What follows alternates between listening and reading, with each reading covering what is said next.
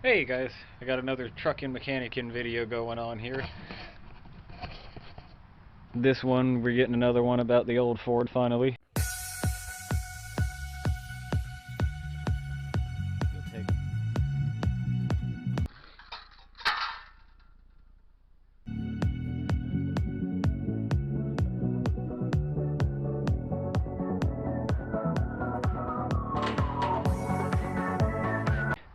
We got a whole bunch of them on the 92, but the older Ford is not seen too many YouTube videos. So we got a pretty cool one going on here. I've got a bunch of stuff from the auto parts store. This is all a new 12-volt outlet, just one for powering devices and stuff. You can't go plug in a cigarette lighter into that. And this is a fusible link for that, some fuses and a fusee puller, because it made more sense to buy that than the one set of fuses that fits this. I mean, the one set of 20 amp fuses for this. This is going to be really cool. This is a, what is it called? I kept trying to call it a high beam switch, which seems like a good thing to call it, but in the to find it in the auto parts computer, it's a dimmer switch, a headlight dimmer switch. And if you're not familiar with old Ford trucks, and probably a bunch of other vehicles too, they used to have the high beam switch or dimmer switch or whatever it is mounted on the floor. Just like right there. That is this. And I don't believe we have ever changed this part before, so this may be original. You believe it only lasted like 39 years? And the new one here was like $9.99 for a lifetime warranty. And if you're ever buying parts, no matter how small they are, I always recommend getting that lifetime warranty, because you can cash in on it over and over. We've got these warranties from like 10-15 years ago that we're still getting parts for. Like I told you on the last video, I just put a new starter in this truck that I got free of charge under our lifetime warranty that we bought 15 years ago. So yeah, even though this is a small $10 part, everything I get, every time I buy a part, I get that lifetime warranty. And the next thing we have to play with is going to be really cool. This will be the first little mod, I guess you could say, I've ever done to this truck that doesn't solely involve keeping it running and on the road. So this should be pretty nifty cool. I guess I'll have to down the road do a review of these things. These were like 25 bucks or 30, 25, I think they were 25 at the auto parts store. They look like pretty good lights, and these are the off-road spot beams, not running lights, because they also have running lights they sell, which is the same thing, but they're way dimmer, so they're legal to have on the road. And that's not what we want, because we use these things out in the woods and the trails in the dark. And I got these. And here is the little wiring kit. This comes with your relay, your fusible link, and the switch, and a little bit of wire. I'm sure you're going to need extra wire. That all the stuff you need to properly hook it up in your vehicle. You definitely don't want to skip any of these steps. You want the relay and the fusible link. Those are crucial. The way something goes wrong, you blow a fuse and don't burn your truck down. I definitely wouldn't ever recommend buying your LED products at the auto parts store. I would definitely get them on Amazon. The only thing was I was trying to put cool little lights on the truck this weekend. So I was like, yeah, we'll try them from the auto parts store and see if they're garbage, and they quit working in a few months. Because I'm familiar with buying the little LED lights off of Amazon, and I've had really good luck with all the ones on this truck. None of them are burnt out, and they're all just as bright as they were. They're all just as bright as they were when I installed them on the truck.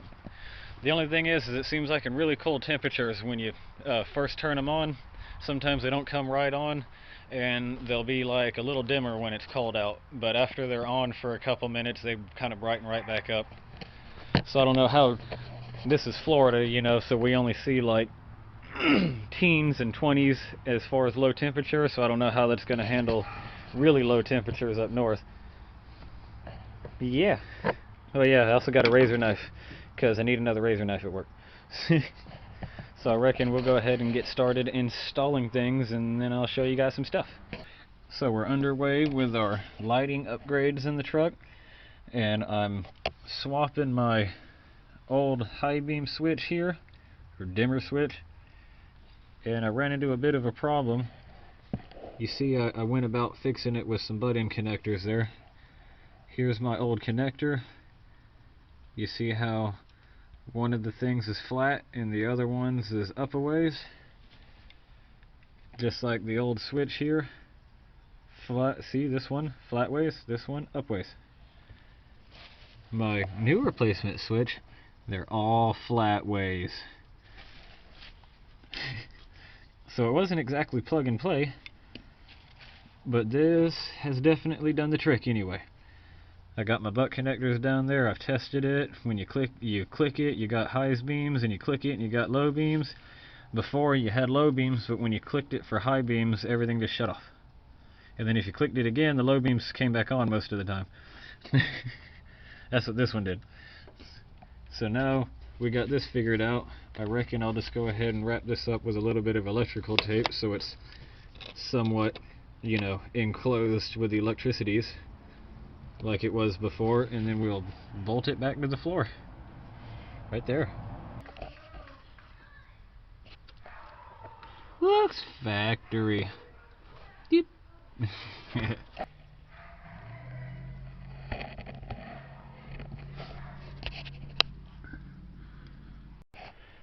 Alright, now we're moving on to our 12-volt outlet, and then our fancy off-road lights.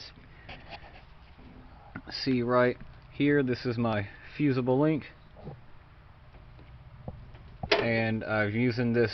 I've got a soldered heat shrunken connection here to this old red wire that used to be my 12-volt outlet. Now it's my 12-volt outlet again. Over here on this end of the fusible link, I've got a little one of those guys, one of the little round doohickeys. I've got it attached right here to the end of the wire. It's all soldered up good, and then we're bolted in. And now when you come in here, kind of rednecky looking, but hey, we got 12-volt outlet. Now there's an outlet mounted up there. Here's my two wires underneath, and see right here, one wire goes up above this bar and the other wire's in your way. See it back there? See my little tab? The other little yellow tab? That's around a bolt in the dash, and that's my ground. And then that red wire you see right there, all zip tied nice and purty to the rest of the harness, that's the power. So now when we go out there and install our fuse, we should be able to come back over here and see that light up. Now here's a 20 amp fuse, because I googled what size amperage fuse to put in here for a 12-volt outlet, and it said 20 amps. Get in there. It's very stiff.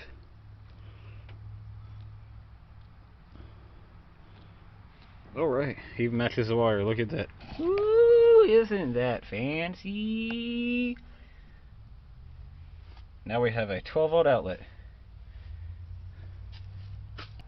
Very excited about that. Now we can go, now when we're out riding around in the woods and hanging out and having a good time, and the phone batteries start getting low, we can plug it in and charge it. That's pretty important when you're way out away from stuff and people. You don't want a dead cell phone battery. Now we can move on to hooking up some wiring for some fancy little lights. Fancy little lights.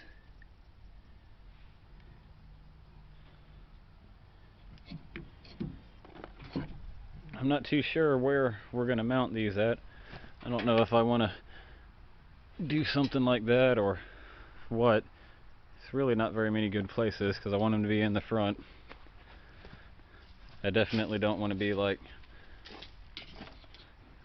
That almost wouldn't be too bad, but I don't think I really like that.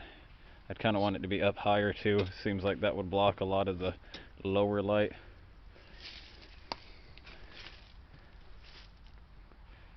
I don't have a drill with me either to do some mounting holes, so for now we may see if our bolt fits in here or something. That might not be too bad for right now. That'd be kind of cool. On the little mounts they can tilt this way and that way too. So if our bolt fits in that hole, that may be what we do for now. That'd be kind of neat. But I guess as far as permanence go, when I get to having a drill and all that, I can hook everything up and then just like hard mount them later. I guess I might go here, I don't know. I really don't like the way they look anywhere on it, but it needs some extra light, and that's for sure.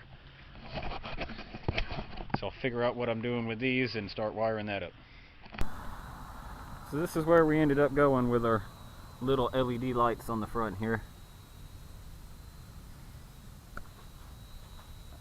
Kind of inconspicuous. Right, Muffin? The little wires all tucked in behind the light there. Doesn't look too bad on the old truck. Pretty much anywhere you put LED lights on an 80s model vehicle, it looks weird. Here's what I got for wiring. See, here's my fusible link coming off of the little kit for the LED lights. And I would definitely get the I've gotten kits from Amazon before, and this is the first one I bought from an auto parts store. And I would definitely go Amazon, because the wiring kit on my other truck's LED lights seems to be a lot beefier and like there was more pennies put into it. This stuff seems pretty cheap, and there might be a problem with it one day, but the lights look pretty good anyway. But anyway, here's where my power starts off the battery. This is actually feeding the lights, and it runs over in this hole here and goes through this neat little cavity in front of the radiator and all that stuff. And then it comes into this harness over here. See, I've got two wires coming out. One of these is the power for the LED lights, and one is the power for the switch. Here's my ground. This is the ground for the light on this side. And then I got the same thing over here. This is the ground for the light on the other side. You might be able to see down there a little bit. This is the end of the wire coming off of the light down there. You may be able to see its bolt.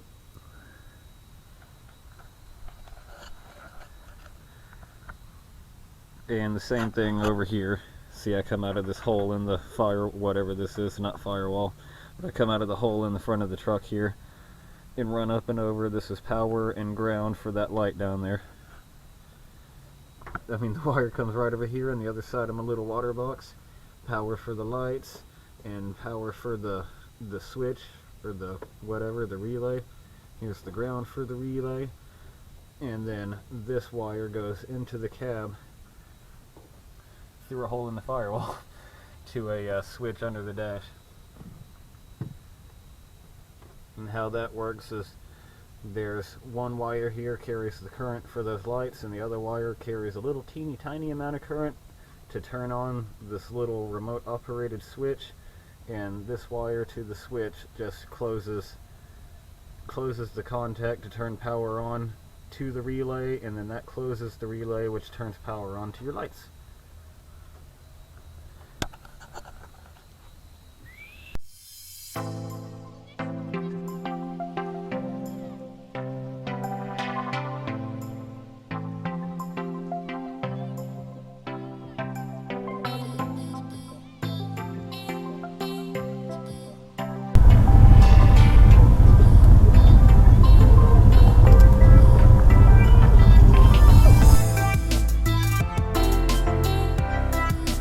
And that pretty much wraps up this episode of putting new stuff on the old truck. Thank you guys for watching. Don't forget to comment and like and subscribe, and the bell notification, and the other long list of stuff you have to do on YouTube so people know you like them. All that stuff, and we'll see you in the next one.